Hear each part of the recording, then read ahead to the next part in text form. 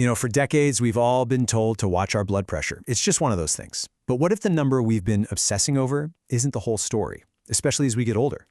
Today, we're going to unpack a really critical and honestly a potentially life-saving shift in how we should be looking at our health. So when you get that blood pressure reading, you see the two numbers, right? Which one is actually the most dangerous? I bet the answer is going to surprise you. Because here's the thing. For years, we've been laser-focused on one of them. But it turns out the science is showing us that for a really crucial age group, our focus might have been in the wrong place this whole time. I mean, think about it. For as long as most of us can remember, the rule was super simple. Worry about the bottom number. That was the one doctors always told us to keep an eye on. Okay, so just a quick refresher. That top number, the systolic, that's the pressure when your heart is actively beating. And the bottom number, diastolic, is the pressure when your heart rests between beats. For the longest time, all the medical advice was about keeping that diastolic, that resting pressure, as low as possible. That was the whole game.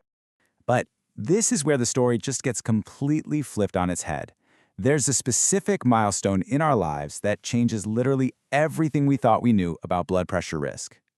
And that number is 60. That's right, after you turn 60 years old, the predictive power of these two numbers starts to completely reverse. What mattered before suddenly matters a whole lot less. And the number we might have been ignoring, well, that becomes critically important.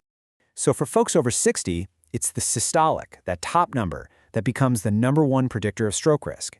Its importance just shoots way up, while the diastolic number's relevance kind of fades into the background. Okay, so if the bottom number isn't the main concern for seniors anymore, what's the real danger we should be looking for? Well, it turns out it's not just about one number, but the relationship between the two of them. And this is where we need to talk about something called pulse pressure.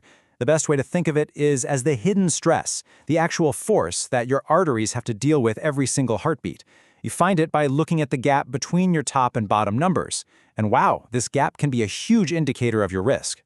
Let's make this super concrete. Say your blood pressure is 140/80. You just do some simple math, subtract 80 from 140. That equals 60. And that number, 60, that's your pulse pressure. See, a wider gap, a higher pulse pressure, can be a sign that your arteries are getting stiffer and less flexible, and that is a major risk factor for cardiovascular problems. So what does all this mean for us? It means we need a whole new way of thinking about our blood pressure and our health, especially after we hit that 60-year mark. All right, let's nail this down. Here are the key takeaways from this new paradigm. First, your primary focus should now be on the top number, the systolic pressure. Second, you got to remember, the bottom number's importance really diminishes with age. And maybe most importantly, always calculate your pulse pressure. That gap, that is the real hidden indicator of what's going on inside your arteries. I mean, just let that sink in for a second. This is a powerful statement. It's not just about one number being high or low anymore. It's about the force and the stress that's revealed by the difference between them. The gap itself is the real danger signal.